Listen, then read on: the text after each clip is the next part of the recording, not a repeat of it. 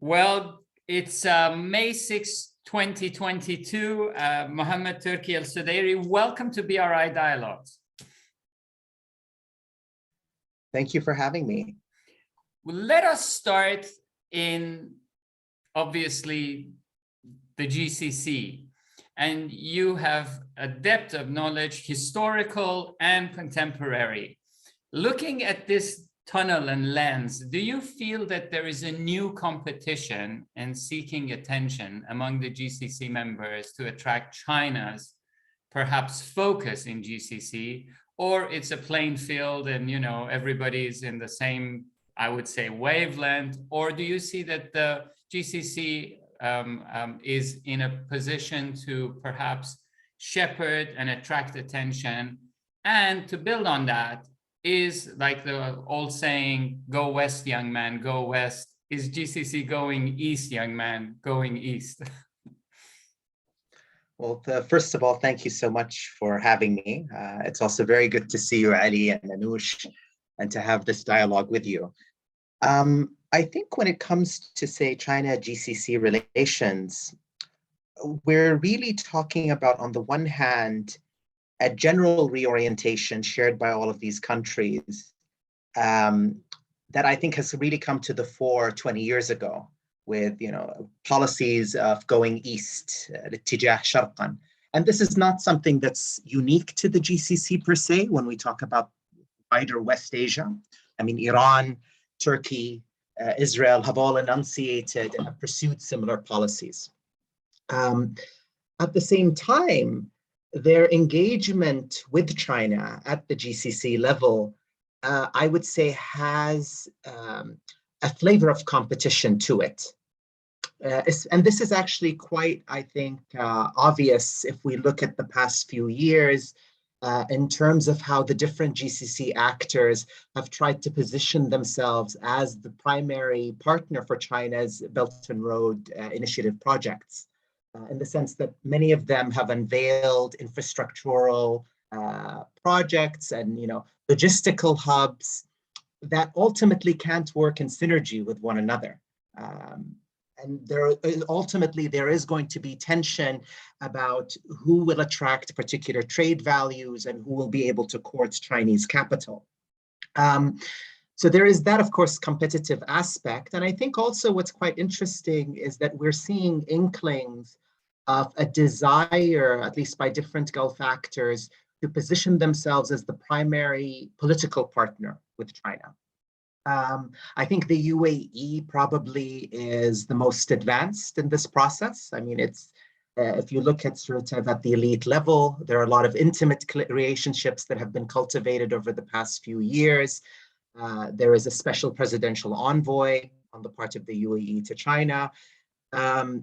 And I think the UAE has also benefited from the fact that you've had a lot of moneyed and well-connected Chinese individuals residing in the UAE as part of a very large PRC diaspora of somewhere between 250 to 300,000 people. And it's quite interesting when, for example, we recall, say, the intra-GCC feuding in 2017, how there was a particular moment where both Qatar and the UAE had sent envoys to China to try and make their cases about what was happening diplomatically. I mean, of course, this was I think they were kind of over-exaggerating the extent to which China could exercise a political influence vis-a-vis this conflict, or even a Chinese desire to get involved into it.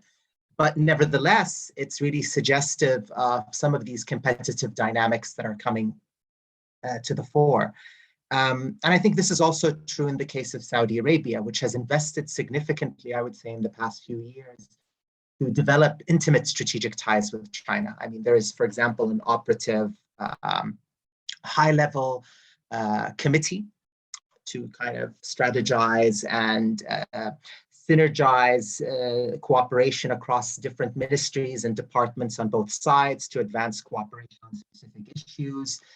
China certainly also has elevated its partnership with Saudi Arabia into a comprehensive strategic partnership, and which the Saudis themselves have also kind of reciprocated in terms of identifying China as a strategic partner at the level of certain dedicated entities within the Saudi government.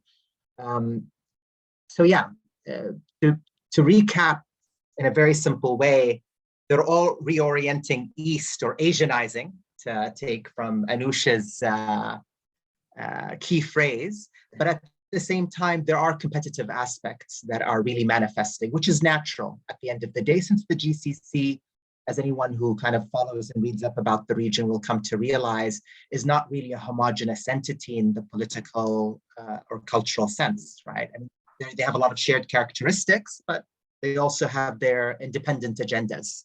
And that will also be the case when it comes to China.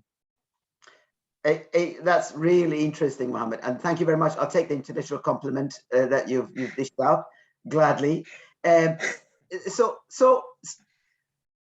I agree. GCC has for a very long time not had a single agenda, and you can see it. You know, there are even over war in Ukraine, over relations with the United States, and so on. There are no unity of purpose, let alone strategy, in this regard.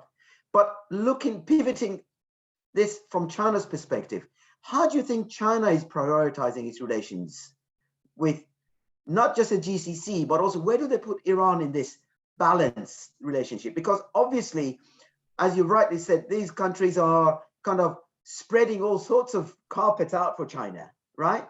And China cannot spread itself that thinly.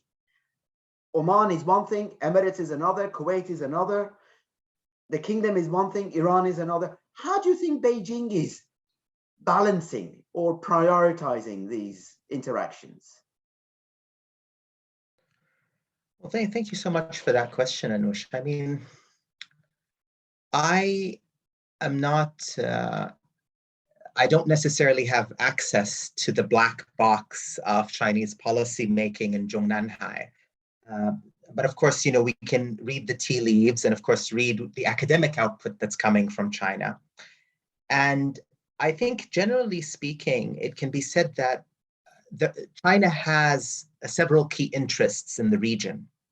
Of course, energy comes to the forefront, but also I think it keeps very close tabs on the region, if only because it has implications on the security of both China itself, but also sort of China's regional neighbors in Central Asia, key to which is Pakistan, as well as the Kazakhstan and the other stands in general.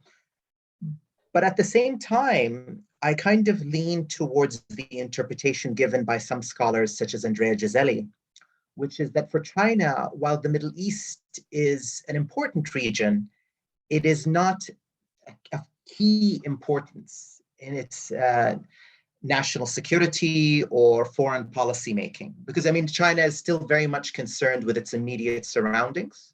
It has unresolved territorial disputes, whether concerning Taiwan or the South China Sea. And so therefore, the Middle East is not necessarily an arena where Beijing wants to play necessarily an imperial role equivalent to that of, say, the United States. I mean, it seems that there are significant costs to assuming such a role. And I think ultimately it already gets everything that it needs from its engagement with different actors in the region, right? And I have not really felt that there have been major costs in terms of its balancing of different actors in the region, perhaps because I think a lot of the actors locally have already been habituated to, this Chinese pattern of engagement, namely that they will also be dealing with their adversaries, and that China is of too great of an importance for them economically for them to turn that into a politicized issue. Very interesting listening to both of you and this act of balancing. So you painted a beautiful picture, Mohammed, about that it's not homogeneous, that, some may not know as they look at, I always say, people say, what is your Africa strategy? And, so what is your Middle East strategy? It's just such a, comment like, I don't know, I think blue today or maybe red, But bringing it okay, there is an intra-regional complexity that you beautifully touched on. But as Anush as well alluded to, there are these talks about comprehensive strategic partnerships, you know, the 400 billion, 25 years with Iran, with UAE, as you rightly said. Now, Iran's position is much more clear than the GCC when it comes to pivot to the east or pivot to the west. But how do you think the GCC is going to balance its relationship in a more of a decoupled, accelerated setting between US and China? It may be true that China doesn't want to replace US, fine, that's all right. But if these relationships and this marine and Silk Road and the ports come to play, US may tell them that, hey, you know, I'm not very happy, cut off. And do you see that playing out? I mean, I think there's an important point to be stressed, which is, I think in a lot of the analysis on, say, China's presence in the Middle East, we don't accord a lot of attention at the analytical level to sort of the concerns, narratives, and actions of domestic actors, right? Or the Middle Eastern actors as such. Because oftentimes, you know, what they tend to say is very different than the reality on the ground. So when, for example, a lot of these actors assert that China is a principal partner for them, there is a semi-alliance that, you know, brings them together. I mean, for example, in the case of Iran, but certainly the case of Syria, there is a whole language of tied to the notion of a very intimate anti-imperialist alliance against the West that binds these places together, and that ultimately China will play a savior role when it comes to their local economies, right? Whether in terms of the reconstruction of Syria or just simply uplifting the Iranian economy after decades of sanctions. And in many ways, this is not mirrored in sort of Chinese discourse at the academic level or from policymakers. And sometimes actually these narratives are generated in the context of domestic competition within a given country. So for example, we have an upcoming article, Dr. Andrea Giselli and I, where we do this type of analysis when it comes to Syria. But it's certainly applicable in many other places, including Saudi, the UAE, and so forth, where sometimes we really shouldn't take at face value what is being said. We need to look at whether these narratives, which sometimes are deployed for strategic purposes, necessarily mirror the concrete realities on the ground. Now, for instance, in the case of Saudi, when people talk about how is Saudi balancing between the US and China, people tend to point towards the technology arena. And in fact, you know, if you look at, like, say, the multiplicity of different technological categories, I was reading an article recently by Sundar Gang, who is a scholar in Fudan University, and he had a wonderful piece really looking at technology cooperation between China and the Middle East.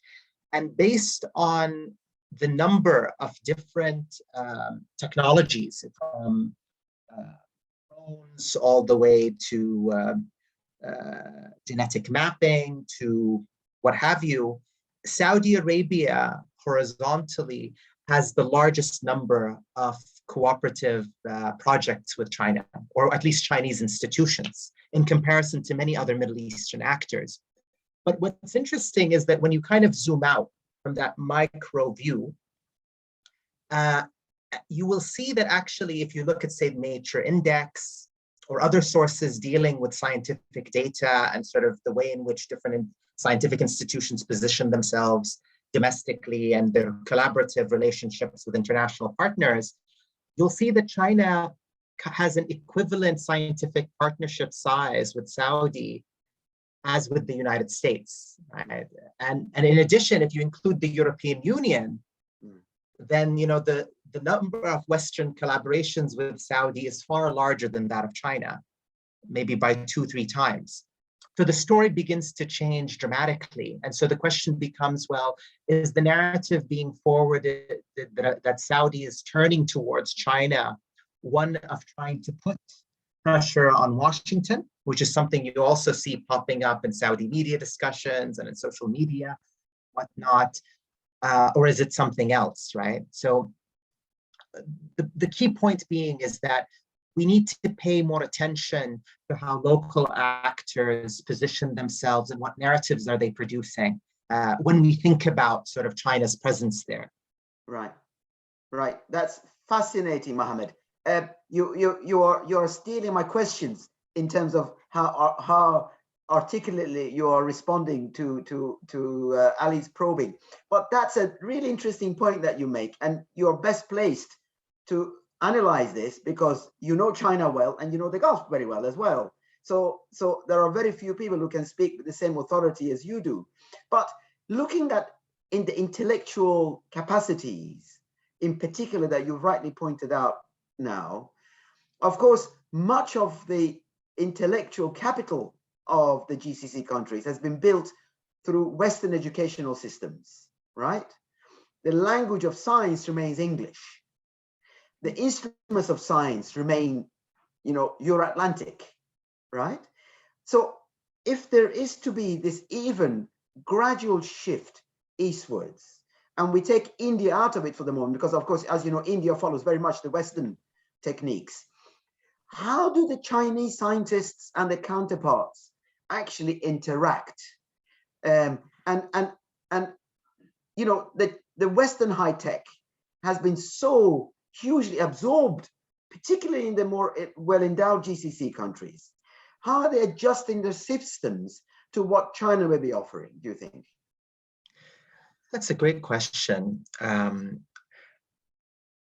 I think, the main motor of scientific cooperation between both sides has really been state-driven. So if you look at, say, a lot of the major projects in terms of satellites, space technology, or what have you, have largely taken place between the King Abdulaziz City for Science and Technology, which is essentially Saudi Arabia's primary scientific institution, and the Chinese Academy of Sciences on the other, which is also sort of the mega think tank by the Chinese, funded and supported by the Chinese state that does mostly scientific work. But when you go beyond these to look at other institutions, right, and I think this is also the case for them, what ties a lot of the scientific cooperation together are people who have been educated in Anglophone contexts and had collegial relations, or are people who were trained in the West and then came to Saudi to work in different institutions there, from not even just specifically China, but the wider Chinese world. So, in the case of, say, the King Abdullah University for Science and Technology, which is one of the cutting edge entities in Saudi for scientific work, the heads were from Singapore or from Hong Kong, right? So in many ways, you're actually kind of pointing to a real problem in the case of not only the Gulf, but I would say, the wider West Asian or Middle Eastern context, which is that there are very real barriers for substantive engagement beyond the state. And I think, this is, of course, not true all across the board. If, for example, you look at, say, Israel and Turkey, they have some sinological traditions that offer some context and feed into policy and whatnot. But I would say in the case of the Arab world, our intellectuals are largely oriented towards the Anglo-Francophone worlds in different levels. A lot of our elites are educated in the West.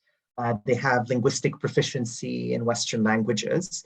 And while there are efforts being invested in the past 5-10 years to develop local capacities for teaching Chinese and sending people to be educated in China, the levels are nowhere near where they need to be if there is really a desire for encouraging greater sub-state interactions, right, that are necessary for maintaining the momentum for scientific cooperation and what have you. And yeah, even when I really think about it, I don't know about Iran, but I could say that at least in the Arab world, our sinological tradition has been quite limited and circumscribed.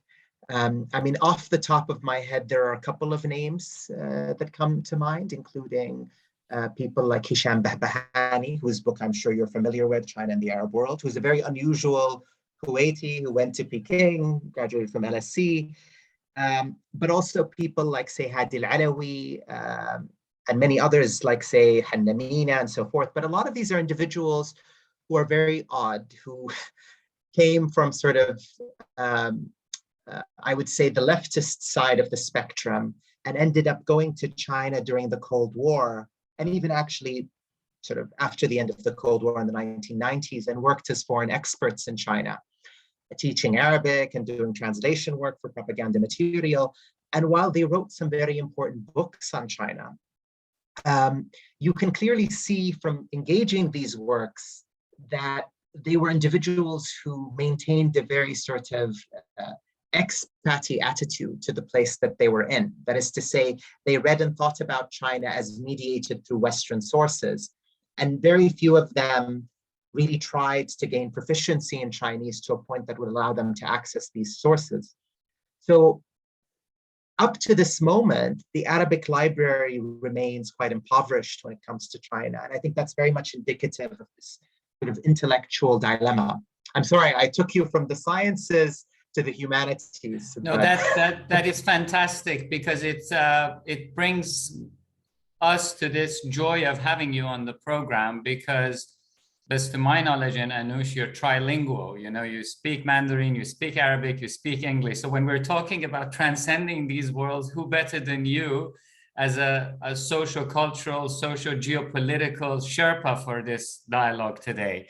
And I want to take it a bit towards the realm of culture and religion. And that is something that I think your insight would be extremely important for our audience. So China has these complexities with the Western provinces, which are, in terms of, I would say, functioning not on the main software of China from social religious mode, but on Islam.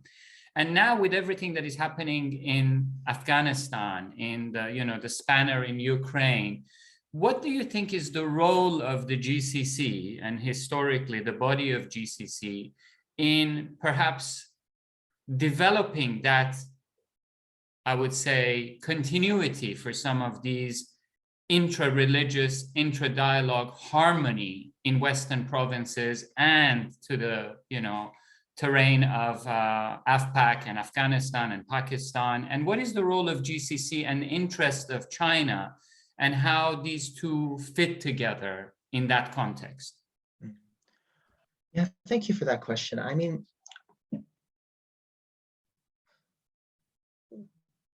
there has been a fundamental change in terms of how China and the GCC interact with one another. And here I'm talking about states as it relates to the question of Islam in Northwest China, and I would imagine also in the neighboring peripheries, right, with Muslim majorities. In the 1980s, China, as it entered sort of the early post-Maoist era, kind of relaxed a lot of the restrictions placed on religion.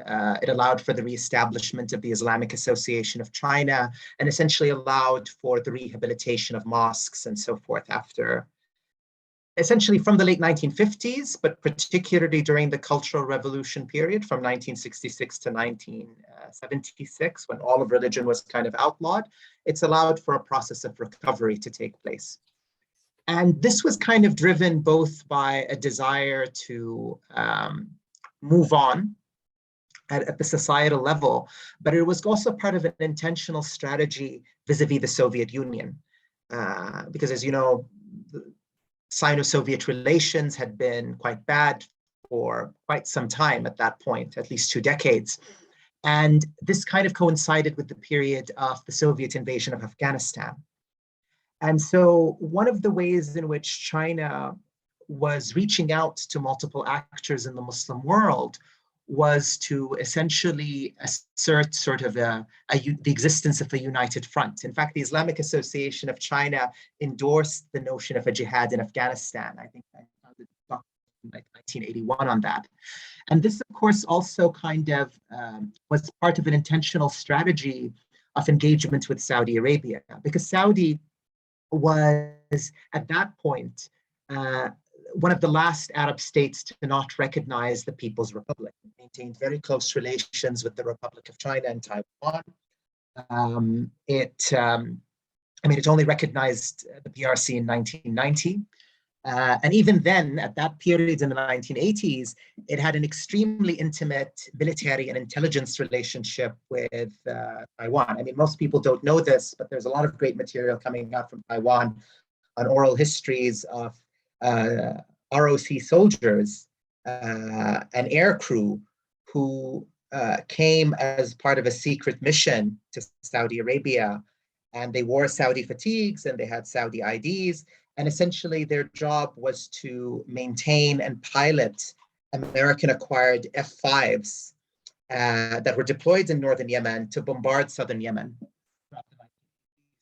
Right. So there was a very intimate relationship. So this kind of repositioning of China and its engagement with regards to the question of Islam was also directed at winning actors like Saudi Arabia.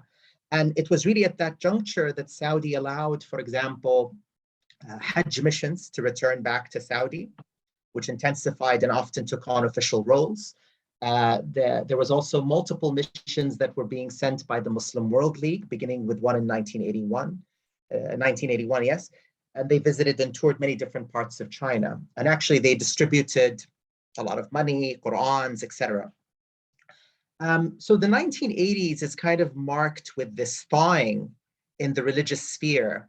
And we begin to see a lot of the GCC actors intensify their interactions with different Muslim communities. I mean, actually, probably among all the GCC actors, Kuwait had the most widespread in terms of supporting the reconstruction of mosques, doing rural development in Northwest China, in places like Yunnan in the Southwest, in Central China, and so forth.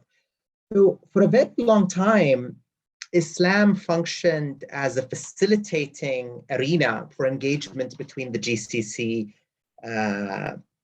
and China. And this continued actually for quite some time, into the 1990s, and even one arguably could say in the first decade of the 21st century, when it allowed for the Chinese authorities to essentially reposition themselves as a non-Islamophobic great power, in contradistinction to the United States. I mean, I remember, that was at that moment I was really entering into the circles related to conferences and workshops. And I remember people would often frame China in those ways, whether it's Chinese academics or international scholars.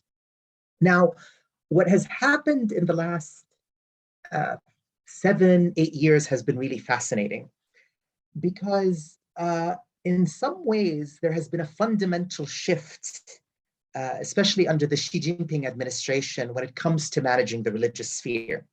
And this has a lot to do with just simply the ideological outlook of this administration, its securitized approach to many different arenas. But ultimately, what they did is around 2014, they unveiled a new set of policies related to the Sinicization and indigenization of religion. And the idea has been is that the various different religions in China, particularly the Abrahamic ones, have become conduits of international subversive influence due to their long-standing engagement with charities and religious groups abroad, etc., and that the state needs to come in and put controls firmly and to encourage the Sinicized orientation of these religious traditions. And of course, in the subsequent years after the big meeting that took place, I think in 2014, which was the all-national religious work meeting, there was a number of documents that came out, and it's quite interesting to see, for instance, what was being said about the tendencies that they needed to fight in the case of Islam.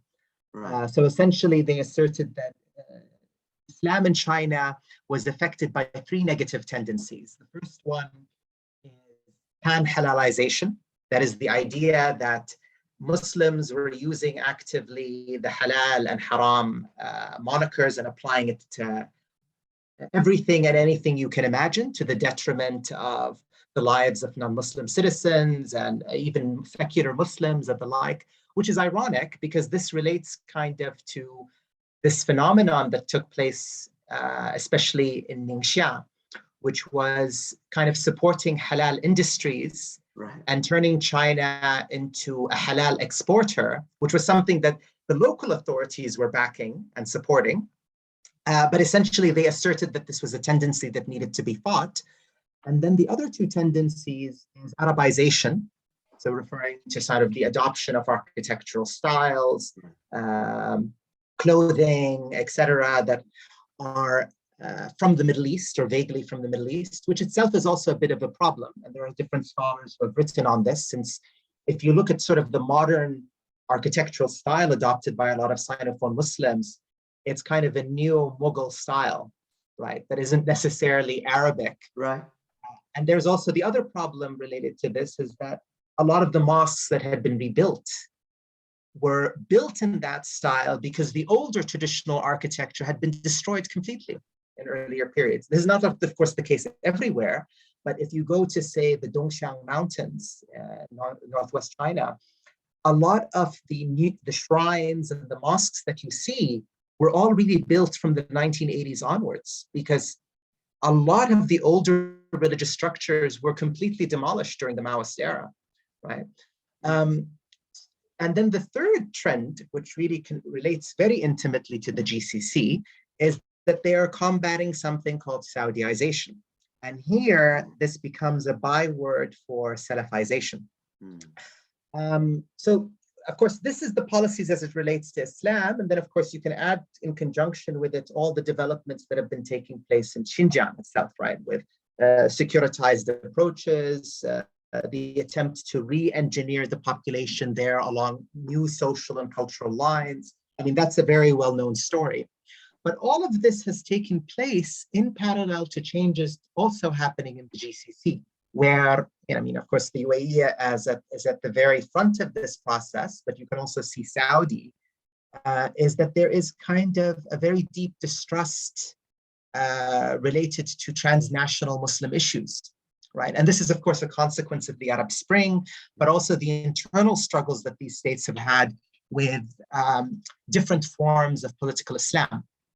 So in many ways, the policy shifts that took place in China coincided with a very good moment, at least as it related to the GCC and its own internal transformations, where they just simply do not want to touch these issues. So maybe looking at it even more broadly, this explains why the GCC is not politicizing the state of Muslims in France under sort of the very aggressive laissez-faire turn, or the developments taking place in Kashmir, or even Myanmar. You know, there's a very passive sort of approach to the Rohingya question. So in some ways, Islam, to kind of summarize the story, turned from a very useful facilitator of engagement and a common language, and also kind of the primary narrative through which to understand Arab-Chinese cultural interactions, and has now become kind of a negligible factor, or at least a factor that they uncomfortably find them. Mohammed, that's absolutely outstanding. I've learned in these few minutes so much from you in unpacking this. But as I'm listening to you, I'm also thinking, well, what about this Turkic dimension, which has puzzled many? And I know you focus by and large on this, the Arab dimension, the Arab component of this. But of course, as you know, Iran has also flirted very much with Western China. Iranian leaders have visited, they've built mosques, they've created Islamic centers and so on. And Turkey has been the hub for many of the exiles who've been this pan-Turkic nationalists, as China would like to call them. Where do they play in this mess? Well, I think, the story is kind of the same in many ways. I mean, it's kind of interesting when you look at West Asia at a macro level. Because, even though each state has its own specificities, the configuration of its relationship with China kind of differs. Some of them have a more asymmetric economic relationship. Some of them have a more balanced one. They're all kind of facing the same set of geopolitical predicaments in some sense, which is Ankara, Tehran, Riyadh all have difficult relations with the West. They all, at different levels, obviously. They all want to court Beijing. And in many ways, the elites in the region, and I would say even in other parts of the Muslim world beyond West Asia, are kind of embracing a new type of Muslim Westphalianism. That is to say, there is a lot of discontent and misapprehension about transnational Muslim solidarity, right? And I think this is kind of tied to the rise of populism in many different states as well. There's very little patience for the presence of, say, quote unquote, low-tier workers, refugees, whether in Saudi Arabia or in Turkey. You can see the ugly turn now happening in Turkey when it comes to Syrians and other groups. And I think this is also kind of flowing into the discussions related to the presence of Chinese Muslim diasporic groups, or particularly Turkic groups in places like Turkey and elsewhere. And certainly a lot of these states at the same time have been willing to cooperate with China in terms of extradition, in terms of intelligence sharing. And certainly you can see now, at least in terms of people who are seeking refuge, a lot of them are avoiding places like Egypt, the UAE, to a lesser extent Saudi and Turkey for obvious reasons. So in many ways, it's part of the current zeitgeist in these places. And this is why I said the dynamics are kind of similar, right?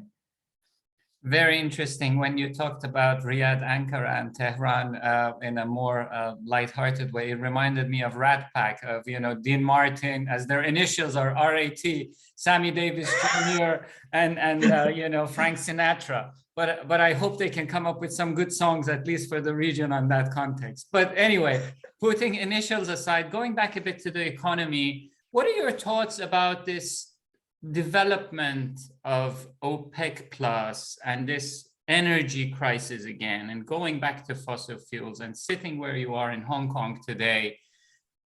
I know you talked about China's apprehension about taking that role, but I think the fossil fuels are back into the agenda as a result of this crisis. And where is the perhaps centricity, resonance of the region ever more important? Because if United States is energy independent, no more reliance on the region for that matter, doesn't China fall into that role by default moving forward? Because a region in unrest or a new unrest would be detrimental to China's stability at home. So in order to be stable at home, you have to stabilize Middle East, which weaves into your comments and addressing on reconstruction of Syria, Iraq, perhaps Libya. And where do you see these things going, the energy and reconstruction of the war-torn countries? I don't necessarily see that. Even not taking into consideration the perspective, say, from Beijing or from academic circles from Shanghai or Guangzhou into mind. I just don't see that it is necessary for a great power to pursue its interests of stabilizing a said region by necessarily putting boots on the ground or investing into creating a military presence there. I think their approach has always been to reach different arrangements with local stakeholders and to operate through them. And that has always been a very effective strategy, right? And I think it's always easier to, if you face security issues and problems, right? This was the case, for example, with Yemen or South Sudan, which in the late, South Sudan was part of Sudan, but even after independence, were areas where the Chinese had invested into oil and industrial infrastructure, but also had significant imports from. When those regions fell into serious insecurity, the approach was not to come and necessarily protect those assets directly. I mean, there was, of course, peacekeeping assistance and whatnot, but they simply just turned to other sources, right? So I think that's really the approach that I expect to see them adopting moving forward, because there is nothing, at least in the official discourse or even in the academic discourse, to suggest a fundamental shift in terms of how they would engage with the region. They think the region has a lot of instability, has a lot of problems, and is probably too much of a headache. Right. But it's not a region that they would necessarily want to invest in an imperial fashion. What's interesting is that you have a lot of language from local actors who would like China to play that role. Right. I mean, I remember when working on the Silk City project in Kuwait, Right. There was all this language and rumor mongering about China taking over Bubiyan and Warba and turning them into like 99-year concessions similar to Hong Kong, except that they will be naval bases. But this was also the case when it came to, say, the 25-year strategic agreement with Iran.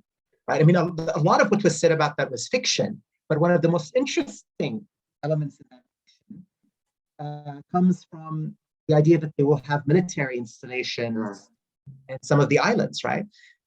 What I think might happen is, looking forward, we might see arrangements similar to what we're seeing in the Solomon Islands, where you will see a lot more intimate, for example, military and police training, a lot more intense cooperation at the intelligence level, which is already developing with many actors on the ground.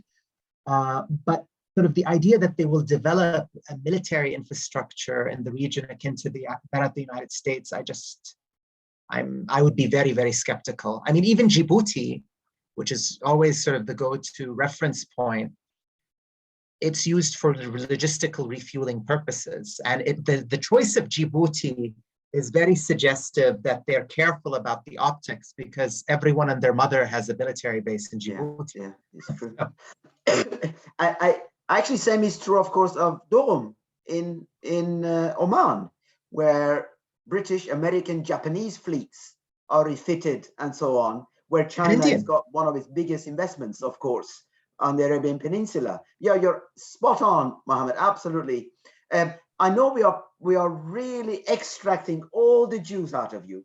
So I've got one left field question for you, and it goes back to the research you were doing way back when. You may have forgotten, but I never did, the paper you did for Mal Sabah Programs publication series on Chinese scholarship on the Middle East. And your paper was the first of its kind that I had read, certainly in English, that mapped where that scholarship was located. The Israeli scholarship. What was feeding it and how it was influencing, even as going into the corridors of power. That was before BRI, that was before the Comparative strategic partnerships, that was before the Arab world had really woken up to the reality of energy and China's rise. You have observed, you lived in China, you know China better than anyone from our region that I know. So what do you sense in terms of a change in gear? Because now we increasingly see Chinese scholars and think tankers commenting on, if you like, for want of a better term, the Muslim part of Middle East and North Africa, West Asia. Over this last 10 years or so, or the scholarship that you did even before then, Mohammed, what do you sense changing in the Chinese narrative and scholarship when it comes to this region? Well, first of all, you and Ali have really been inflating my ego in a very negative way. And there are many people who are far better than me linguistically and in scholarly output, including yourself, Anush. But I mean, that paper that I wrote was mostly concerned, if I recall correctly, with Israeli advocacy and involvement in developing an academic infrastructure in China. I mean, at a very superficial level, if I look at now what's happening in China, is that I think we are at a generational transition in terms of the type of scholars who are involved in working on the Middle East, because we are now seeing a new generation, sort of ascending. This generation, parts of them had studied abroad in the West, so they come with quite a strong disciplinary training and methodological training in anthropology, political science, religious studies, and I've met some of them. And a lot of them are coming back and teaching, at least entry-level positions, but they're also being brought into these new initiatives because the Chinese state now, I think this year or the last year, the Ministry of Education has identified area studies as an area of investment and critical importance. And in fact, actually, even before that, there has been a proliferation of area studies institutes across China. And a lot of them are very well endowed. I mean, if you look at, for example, in Tsinghua, the Institute for Area Studies there, which also has a common colleague involved in it, Dr. Tim Niblock. Yeah. I think it shows a very strong commitment and desire to produce high quality research. Right. And what's interesting about these new institutions is that they're emphasizing doing field work, gaining language proficiency. And it'll be very interesting to see what happens, because in some ways there are echoes there of Leiden, Oxford, and sort of their roles with bygone imperial ventures. So maybe my analysis is off.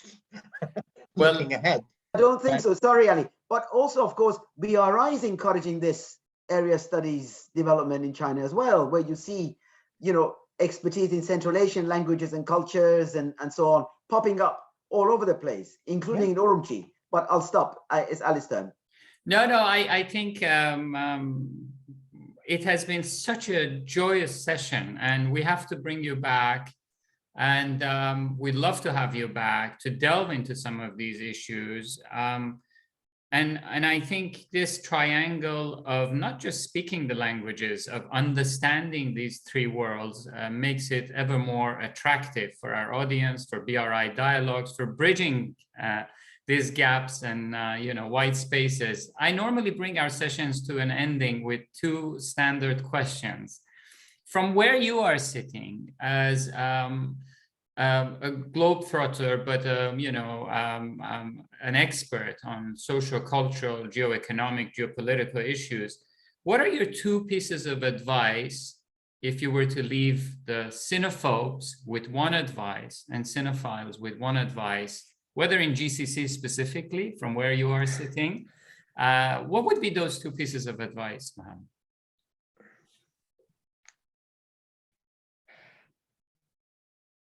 I would say that the primary piece of advice, instead of two, is that people should avoid pontificating about things that they are ignorant of. Maybe an addendum to that is to engage for an extended period of time with their object of interest, whether of antagonism or love, because I mean, the problem we have in the Gulf, but I think it's also true elsewhere, is that we have either people who adopt the role of fellow travelers who have a gospel to share about the other, an other that they're not familiar with at all, except at sort of a very official discourse level, or people who are the new Cold War warriors. There's a lot of complexity, there's a lot of ugliness, and there's a lot of beauty, as is the case with any human society and place. And so, those are the two pieces of advice I'd have. MashaAllah, brilliant. Mohammed, you put the H in humanity in ways that we just don't see it often enough.